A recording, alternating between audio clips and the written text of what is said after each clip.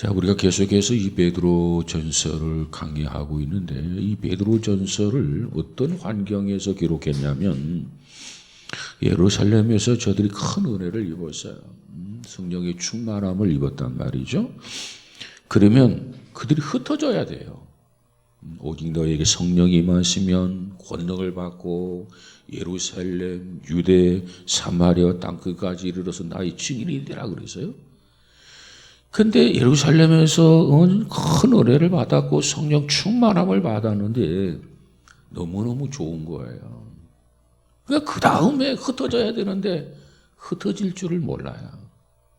그래서 예루살렘에 큰 박해가 있게 하니까 저들이 박해는 싫어하잖아요. 그래 박해 싫으니까 피해 가게 되는데 소아시아 지역에 많은 그런 흩어짐이 있었어요. 근데 이 소아시아 지역에 흩어졌던 저들에게 이 베드로 전서를 통해서 앞으로 큰 고난이 온다. 물론 지금도 고난을 받았고 어려움도 있었지만은 앞으로 더 큰 고난과 더 큰 어려움이 있다. 그래서 그 고난을 당할 때 그 고난을 예비해서 잘 견디고 이겨나가야 된다. 그런 차원에서 고난을 대비케 하기 위해서 베드로 전서를 기록해서 보내주신 겁니다. 자, 그러면 오늘 우리가 3장 18절부터 22절까지 보았는데, 그러면 우리에게 고난이 오면은 우리가 하던 일을 그쳐야 되느냐? 고난이 오면 하나님의 일을 포기해야 되느냐? 그게 아니라는 거예요. 그와 같은 고난 속에서 우리가 사역을 해야 되는데 어떻게 사역을 하느냐 말이에요. 우리가 보통 그러잖아요.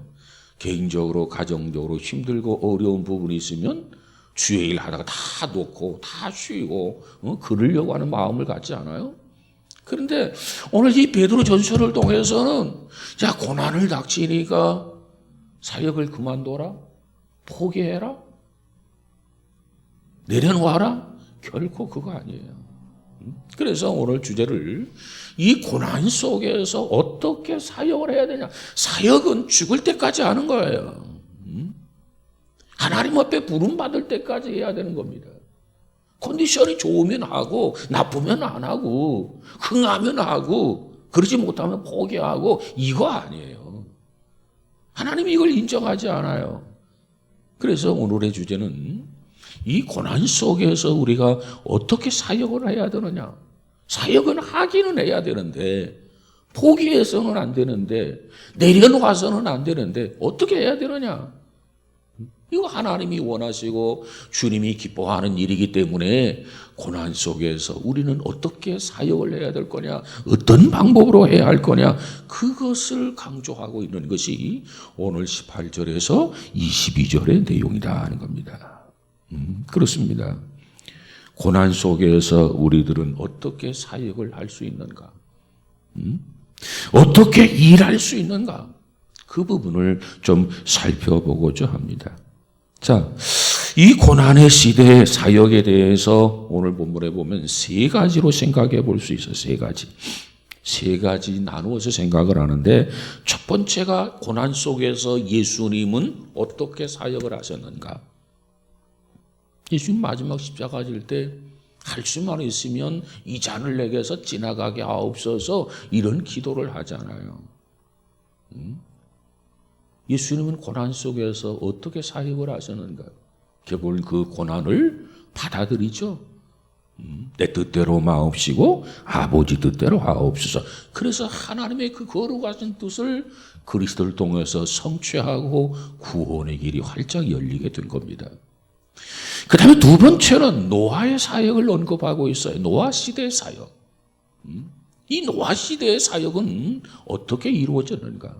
그 다음 세 번째로는 오늘 우리 성도들의 사역을 언급해 주고 있어요. 그래서 고난 속에서 그리스도는 어떻게 사역을 했고 그와 같은 상황 속에서 노아는 어떻게 사역을 했고 우리 신앙인들은 어떻게 사역을 할 것인가 이 세 가지 분류로 나누어서 설명하고 있는데 우리는 고난 속에서 어떻게 사역을 할 것인가 답을 얻을 수 있는 귀한 시간이 되었으면 좋겠습니다.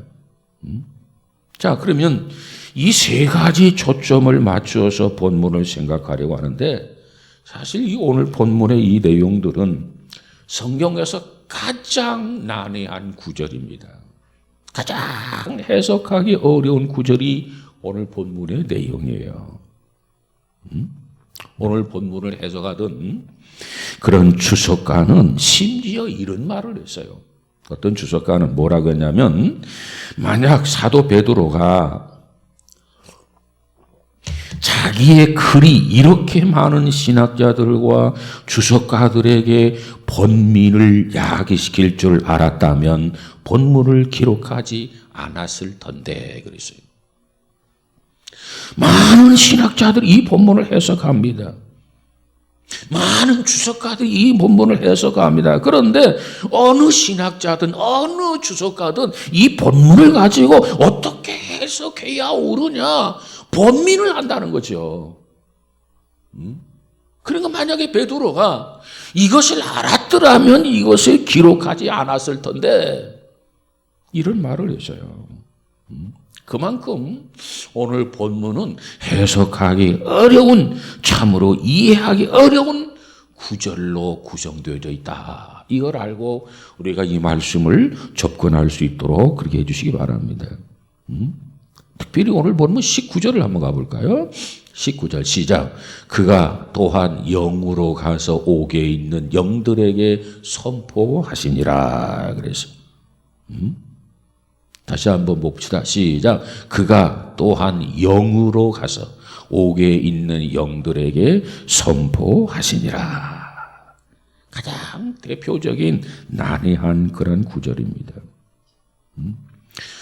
그래서 이 19절에 대해서 학자들이, 주석가들이 이 본문을 해석하는데 이 해석하는 종류가 몇 가지나 될까? 한번 대략 찾아보면서 비교해 보니까 적어도 이 본문 하나 가지고 해석하는 주석가들과 신학자들이 나름대로 해석하는 걸 보니까 이 본문 하나 가지고 12가지로 해석을 해놓았어요. 12가지로. 그러니까 이 본문이 그렇게 난해한 구절이라는 거예요. 그러니까 12가지로 해석했다고 하는 말은 많은 신학자들, 그 주석가들이 그처럼 이 본문을 다루기가 어려운 그러한 본문이었다는 겁니다. 그렇습니다. 오늘 우리는 이 어려운 이 본문을 통해서 정말 본문이 주장하고 있는 것이 무엇인가? 우리는 이 본문을 통해서 어떠한 메시지를 받아야 될 것인가? 그걸 함께 생각하면서 말씀을 나눠보고자 합니다. 자, 그러면 먼저 예수 그리스도의 사역을 살펴보도록 하겠습니다. 이 고난 속에서 예수님은 어떻게 사역을 하셨는가? 아니, 고난 속에서 예수님이 어떻게 사역하셨는가? 그게 왜 그렇게 중요한가? 정말 중요하죠. 이미 우리가 베드로전서 2장에서 뭘 공부했습니까? 고난의 모본은 예수 그리스도다. 우리에게도 고난을 당할 터인데 우리가 그 고난을 당할 때 어떻게 고난을 견디고 극복해야 되느냐? 예수님이 그 고난을 통해서 그런 고난 속에서 어떻게 감당하고 어떻게 하나님 뜻을 이루어가는가 그것을 보면 안다고 공부했어요. 예수님이 고난 속에서의 하나의 샘플이란 말이에요. 모본이란 얘기죠. 우리가 2장을 통해서 이미 공부를 했습니다. 예수님은 고난을 맞이할 때 우리는 어떻게 해야 하는가? 이 문제에 대해서 고난의 답은 예수님이다. 그걸 공부했고 또 그러면 오늘은 이제 고난 속에서 우리가 어떻게 사역을 할 것인가? 이 사역. 역시 이와 같은 물음에도 답은 예수님이시다. 그런 면에서 예수 그리스도의 사역에 대해서 한번 우리가 살펴보고자 합니다. 우리는 이 고난과 예수 그리스도를 중심으로 해서 18절, 19절 말씀 가운데 4가지 중요한 예수 그리스도의 사역을 보게 됩니다. 4가지.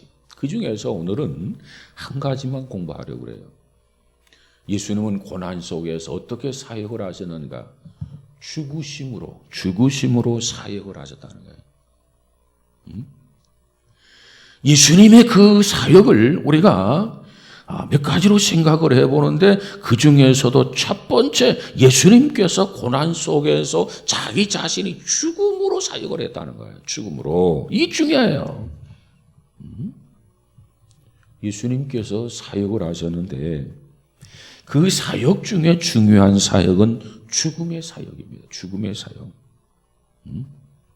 우리가 어떤 사람의 전기를 본다든가 어떤 사람의 자서전을 본다든가 어떤 사람의 영웅전을 살펴보면은 그들이 어떤 활동을 했는가? 그들에게 어떤 공적이 있었는가? 그들의 활동한 거, 그들의 공적에 초점을 맞추어서 자서전을 쓰고 전기를 쓰고 영웅전을 씁니다. 활동, 공적. 그런데 우리가 복음서, 이 복음서라고 한다면 사복음서인데 마태복음, 마가복음, 누가복음, 요한복음이 있는데 이 복음서에서 예수 그리스도의 생애를 접해보면 다른 사람의 썼던 자서지나 어떤 전기나 어떤 영웅전과는 분명히 구별되는 한 가지의 특색이 있어요. 특징이 있어요, 특징. 그 한 가지 특징이라고 하는 게 뭐냐? 예수님의 사복음서는 예수님의 생애 속에서도 많은 부분을 그분의 죽음에 초점을 맞추고 있다는 거예요. 물론 예수님의 활동하신 거 기록되어져 있어요. 그러나 그 활동에 초점을 맞춘 게 아니라 이 사복음서가 있지만은 이 사복음서에 가장 비중을 많이 둔 부분이 어떠한 부분이냐? 예수님의 죽음 부분에 대해서 많은 지면을 할애했다는 거예요. 이게 특색이 있는 겁니다. 그만큼 예수 그리스도의 죽음은 우리에게 중요한 메시지를 가져다 주고 있는 거예요. 예수님께서 왜 죽으셨는가? 예수님의 죽으심으로 우리는 어떻게 달라지고 어떻게 변화되고 어떤 은혜가 주어졌는가? 이 문제를 해결하지 못하면 신앙생활을 헛것하는 거예요. 그래서 우리 기독교에서는 예수님의 죽음을 중요하게 다룹니다.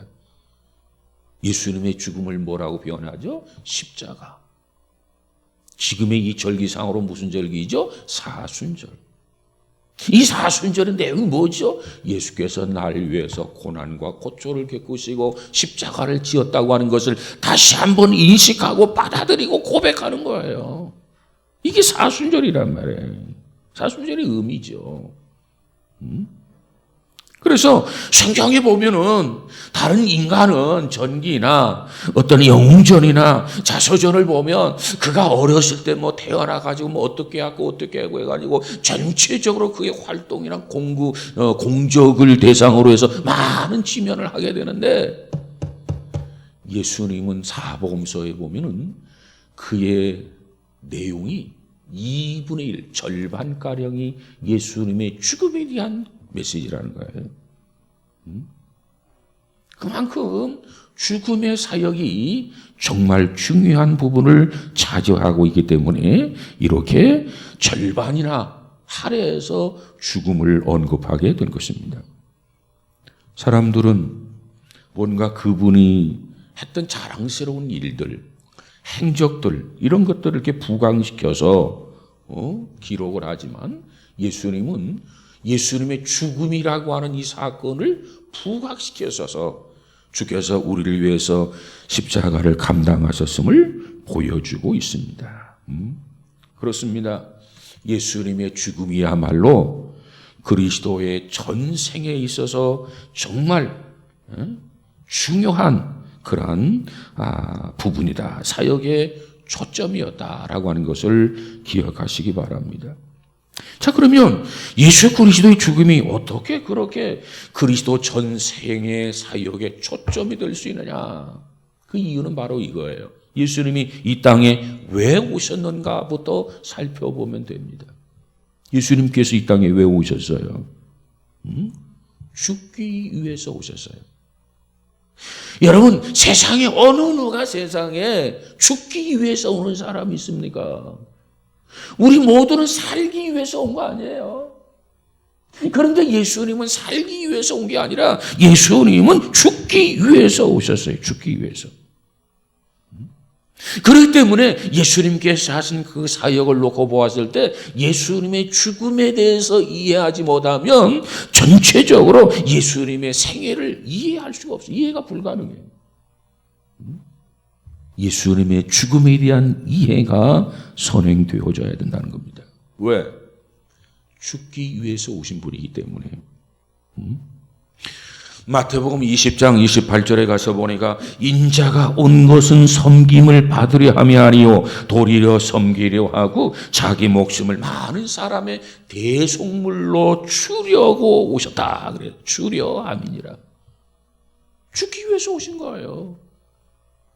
우리를 위해서 산 제물이 되시기 위해서 산 제물로 이 땅에 오신 거예요. 그렇습니다. 그분은 죽기 위해서 오셨어요. 우리 모두는 다 살기 위해서 왔어요. 죽기 위해서 온 사람 아무도 없어요. 그런데 주님께서는 죽기 위해서 오셨더라. 주님의 목적은 사는 것이 아니었습니다. 그분에게는 십자가가 자기 생애의 초점이었어요. 목적이었단 말이죠. 그래서 이 복음서의 많은 부분에서 그리스도의 죽으심의 기사가 할애되어서 마태복음에도 누가복음에도 마가복음에도 요한복음에도 이 기사가 기록되어 있음을 우리가 알 수 있습니다. 만약에 어떤 사람이 예수님의 생애를 기록한다고 한다면 아마 오병이어의 기적이라고 하는 이 사건을 굉장히 자세하게 구체적으로 많은 지면을 할애해서 기록했을는지도 몰라요. 왜? 이 오병이어 기적이라고 하는 것이 사실 대단한 거거든요. 대단한 거예요. 훌륭한 거예요. 놀라운 거예요. 정말 하나님의 기적이에요. 그러니까 이걸 굉장히 부풀려가지고 많은 지변을 할애해서 이 기록을 했을는지도 몰라. 오병의 기적이라는 게 뭐예요? 어린아이가 가져왔던 보리떡 5개, 물고기 2마리 아닙니까? 그거 가지고 5,000명이 먹었다는 거 아닙니까? 그것도 그냥 눈요기만 한 게 아니라 전부 다 먹고 배불리 먹었다는 거 아니에요. 그래서 배를 채웠다는 거 아닙니까? 그리고 부스러기를 먹고 남으니까 부스러기가 있죠. 부스러기를 버리지 말고 다 거두어라. 그래서 다 거두니까 12광주리가 됐다는 거 아닙니까? 그러니까 보리떡 5개, 물고기 2마리 가지고 그 5,000명 장정들이 다 배불리 다 먹고 나머지 부스러기가 12광줄이 남았다는 거예요. 엄청난 역사 아닙니까?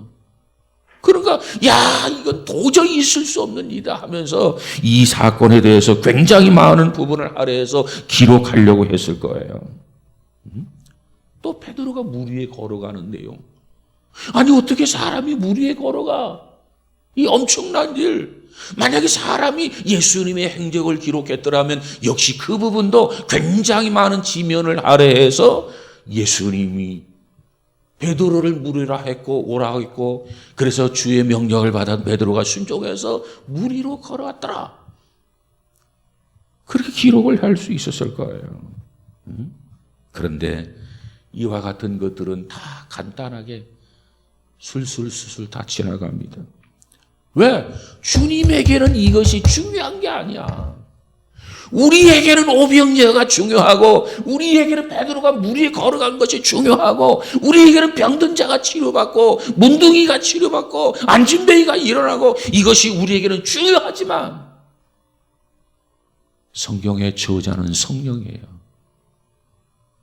성령께서 보실 때 이런 것들은 별로 중요한 게 아니야. 중요한 건 뭐냐? 하나님의 아들 예수님께서 죽기 위해서 이 땅에 오셨다는 거예요. 그리고 우리를 위해서 십자가를 지셨다는 거예요. 그 고난 속에서도 하나님의 뜻을 헤아리면서 사역을 끝까지 완성했다는 겁니다. 이게 중요한 거라. 그래서 이 성경의 저자인 성령은 예수님의 죽음에 대해서 많은 지면을 할애하게 하고 그 사건을 기록하게 한 거예요. 무슨 사건? 죽음의 사건.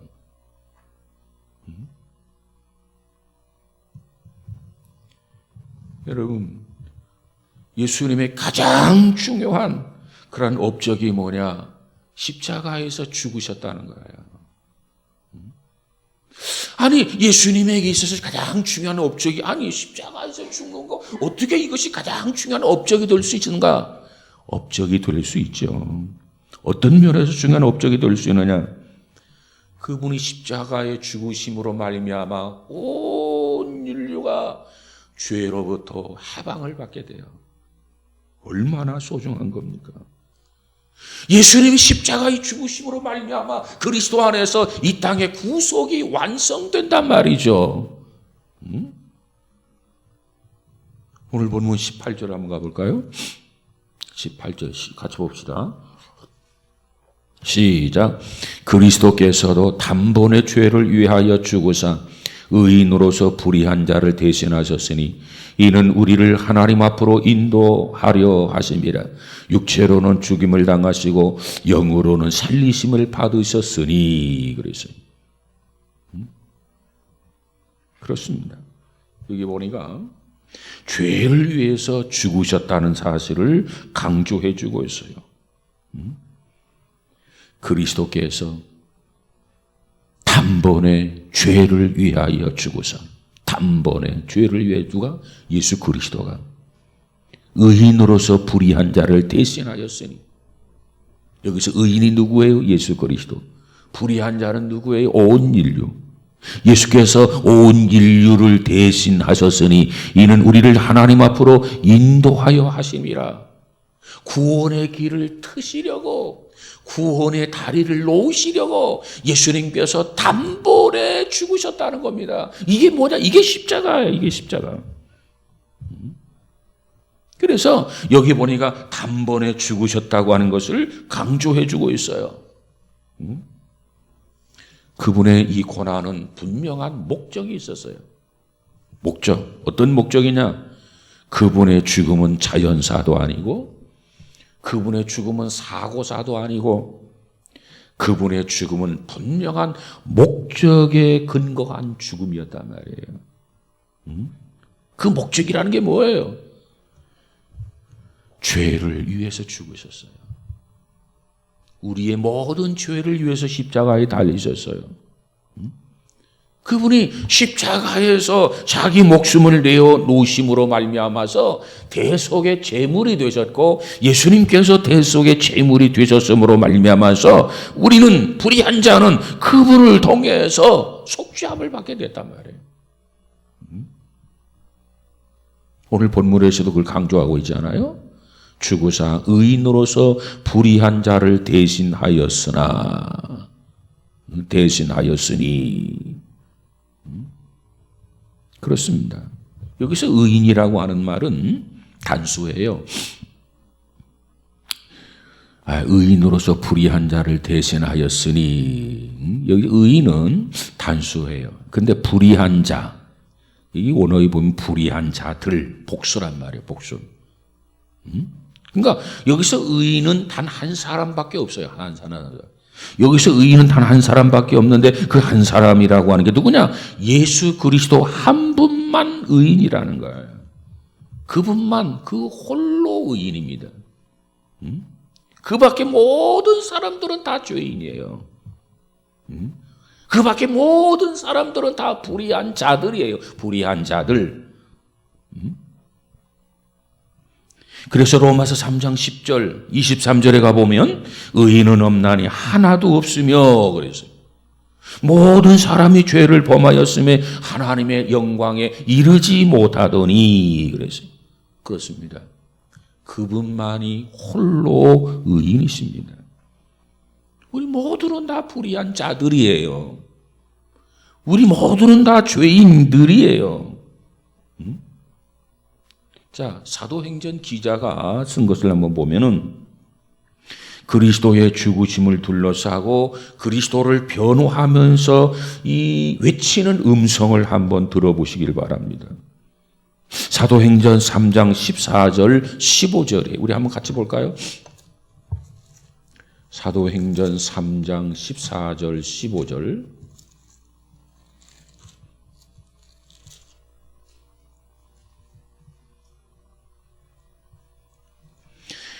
자, 3장 14절 15절입니다. 우리 같이 한번 보십시다. 사도행전의 기자는 뭐라고 외치고 있는가? 3장 14절 15절 14절 시작. 너희가 거룩하고 의로운 일을 거부하고 도리어 살인한 사람을 놓아 주기를 구하니 생명의 주를 죽였도다. 그러나 하나님이 죽은 자 가운데서 그를 살리셨으니 우리가 이 일의 증인이라 그랬습니다. 자, 이 백성들을 향해서 꾸짖는 거예요. 꾸짖는 거. 지금 베드로가 이 유대인들을 향해서 설교하고 있어요. 뭐라고 하냐면 너희가 거룩하고 의로운 일을 거부하고, 거룩하고 의로운 이가 누구예요? 예수 그리스도죠. 그를 거부하고 그를 십자가에 죽이라 그랬잖아요. 도리어 살인한 사람을 놓아주기를 구하여. 오히려 살인 강도 흉악범을 죽이라고 해야 되는데 그를 놓아주고 예수 그리스도를 죽이라는 거예요. 그러면서 15절에 보니까 생명의 주를 죽였도다. 의인은 예수 그리스도를 죽였도다. 그러나 하나님이 죽은 자 가운데 그를 살리셨으니 우리가 이 일의 증인이라. 그렇습니다. 그분이야말로 이렇게 말하기에 얼마나 합당한 분이십니까? 참으로 거룩하고 참으로 의로운 분이에요. 그런데 그분이 많은 불의한 자를 대신해서 십자가를 지고 죽으셨단 말이에요. 그래서 불의한 자들은 그 불의에서 해방이 되고 죄인들은 그 죄에서 용서받고 새로운 피조물이 되도록 거듭나고 변화되도록 역사하셨다는 겁니다. 그렇습니다. 예수님께서 고난을 당하시고 예수님께서 죽으신 것은 분명한 목적을 가지고 오셨고 그 목적에 따라서 예수님이 고난과 죽으심을 당했다는 거예요. 그래서 많은 불의한 자들을 살리셨다는 겁니다. 그래서 우리가 하나님 앞에 나아갈 수 있는 길이 열려지게 된 거예요. 그분은 이 십자가를 통해서 우리를 하나님 앞으로 인도하시는 분임을 믿으시기 바랍니다.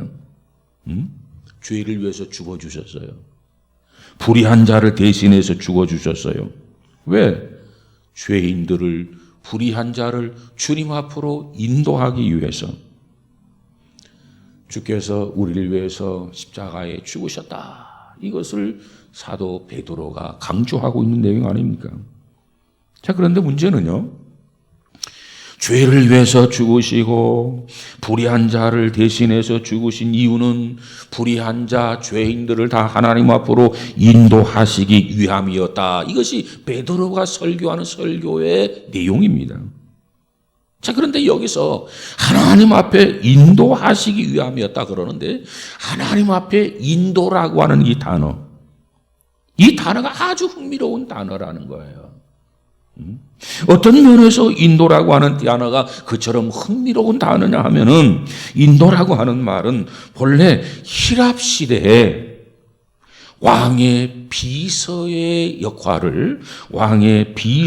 역할을 강조하는 단어가 인도라는 단어입니다.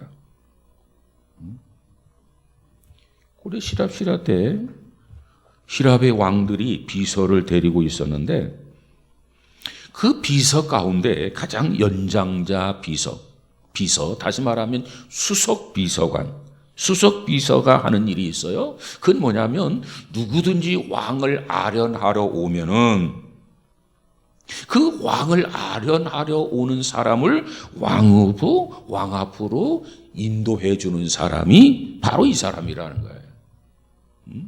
그러니까 비서도 여러 사람 있지 않겠어요? 왕이라고 한다면 그 중에서도 가장 수석비서가 하는 일은 누구든지 왕을 아련하러 오면 잠깐 기다리십시오. 지금 누가 손님이 와 있습니다. 대기시키기도 하고 잠깐 기다리십시오. 들어가가지고 누가 왕께 아련하러 왔습니다. 들여보낼까요? 그럼 왕이 들여보내라. 그럼 알겠습니다. 그래서 그 사람을 데리고 왕을 아련하도록 왕 앞에까지 인도하는 그 인도란 말입니다. 여기서 왔다는 거예요. 그러니까 왕을 만나러 온 사람으로 하여금 왕을 만나도록 안내해 주는 역할, 이것이 인도예요. 인도라는 단어가. 그런데 여러분 얼마나 흥미롭습니까? 예수 그리스도가 십자가에 죽으시고 예수께서 고난을 받으신 이유가 뭐예요? 만왕의 왕이신 하나님 앞으로 하나님을 만나야 할 사람들을 이렇게 모시고 가서 하나님을 만날 수 있도록, 하나님을 아련할 수 있도록 하기 위해서 예수님께서 십자가를 지시고 십자가에서 죽으셨다는 거예요. 다시 말하면 예수 그리스도가 없었다면 어떻게 되었을까요? 우리는 만왕의 왕이신 하나님 앞에 나아갈 수도 없죠. 그 하나님을 아련할 수도 없어요. 왜? 그분은 거룩한 하나님이고 우리는 너무너무 더럽고 추악한 인간이기 때문에 그렇습니다. 그렇지 하나님 앞에 나갈 수 있는 사람이 아무도 없어요. 계속해서 어둠 속에서 방황하고 헤매고 있었을 겁니다. 그런데 우리가 빛 되신 하나님을 만나야 되겠고, 그래서 그리스도는 하나님 앞에 나아갈 수 있는 인도자가 되기 위해서, 우리로 하여금 인도하시기 위해서 예수님이 십자가를 지시고 그 고난을 받으셨다는 거예요. 그 사건으로 인해서, 그 사역으로 인해서 예수님은 우리를 어떠한 죄를 범했든지 간에 우리를 데리고 인도해서 하나님을 만날 수 있도록 중보자 역할을 하게 되었다는 거예요.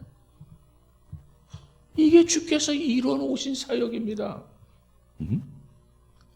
예수님의 죽으심 때문에 우리는 하나님 앞에 인도받을 수 있는 길이 활짝 열려진 거예요. 이 사실을 예수님도 너무너무 잘 알고 계셨어요. 그래서 예수님께서 요한복음 14장 6절에서 뭐라고 말합니까? 내가 곧 길이다. 내가 곧 진리다. 내가 곧 생명이다.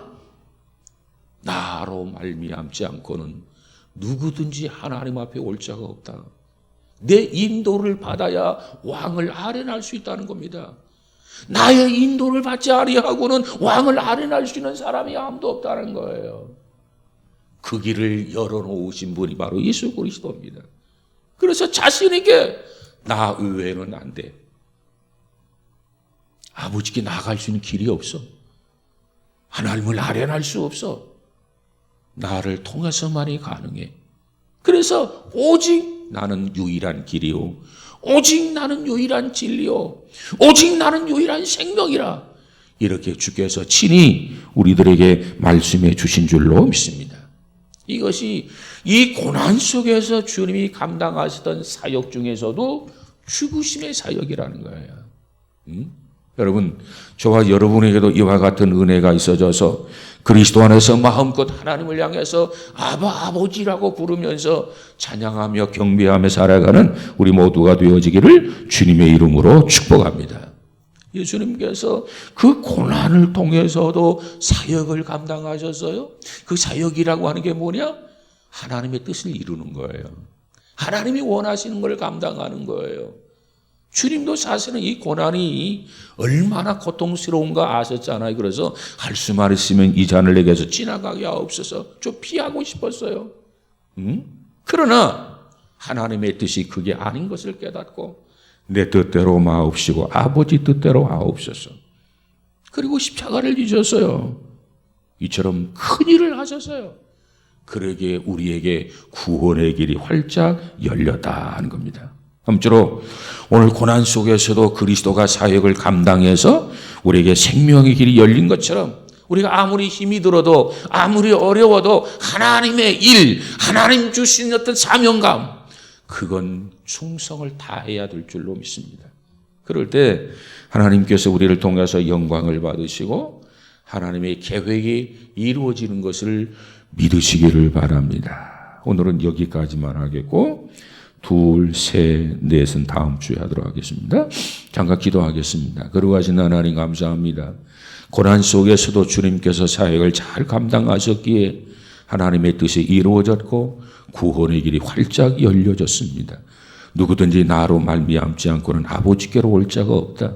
나야말로 유일한 길이요, 나야말로 유일한 진리요, 나야말로 유일한 생명이다. 주님, 주께서 하셨던 이 말씀을 기억해서 주님께서 고난 중에서도 죽음을 통해서 사역을 이루었듯이 아무리 힘들고 어려워도 주님께서 우리에게 부여한 사명을 망각하지 않게 하시고 고난 속에서도 기도하며 잘 감당하며 이루어가는 복 있는 성도들이 다 되어지게 하옵소서. 여러 가지 힘들고 어려운 부분들이 있지만 주께서 능히 감당하게 하시고 능히 이겨낼 수 있게 하시고 승리가 있게 하여 주시옵소서. 예수님 이름으로 기도하옵나이다. 아멘.